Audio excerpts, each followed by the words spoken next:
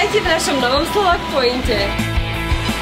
Kompletne sme prehádzali celý sortiment, takže nie ako ste boli zvyknutí, sladkosti boli vzadu, teraz ich nájdete v predných regáloch, pašteky sú na opačnej strane ako boli pôvodne, teraz sa tam nachádzajú keksiky, všetok tovar má svoje nové miesto. Naše milé mamičky nájdu výživy a detský regálik v tejto časti.